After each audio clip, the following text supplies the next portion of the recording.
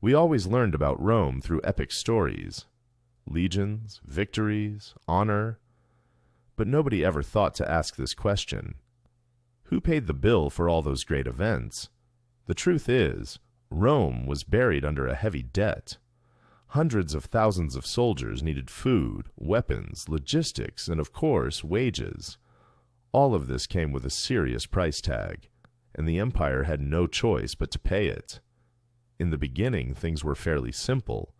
Citizens who owned land went to war, and if they survived, they returned to their fields. But as wars grew longer and larger, the system began to collapse rapidly. The empire made the decision to shift to a professional army. That decision turned out to be quite costly. Through the experience of war, the empire discovered something interesting.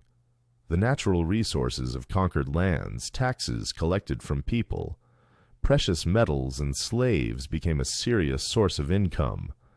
It was as if war had started to pay for itself.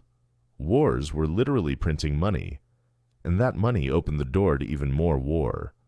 But here is the most interesting part of the story. The empire had borrowed money from the wealthy. These people were not patriots.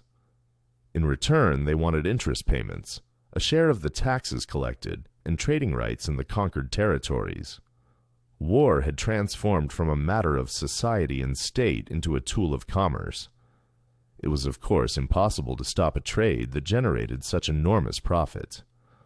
Over time, the accumulated mistakes began to deeply rot the empire from within.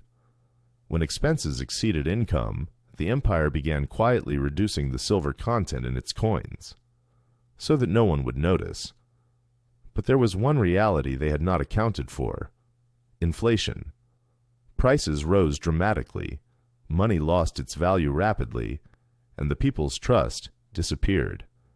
So what did the wealthy, who had lent money to the state, do during all of this? To protect their fortunes, they bought land, they bought slaves, and moved their money into foreign assets. They secured tax exemptions. As always, the bill for everything that happened was handed to ordinary people. They paid with heavy taxes and with their children sent off to war.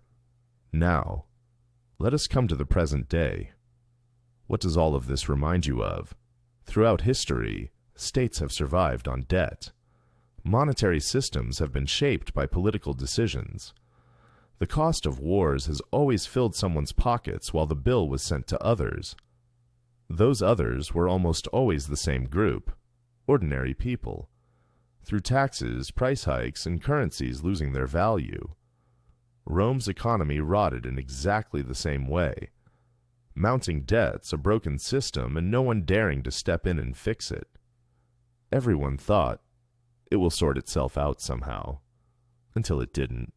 Societies must learn from their history.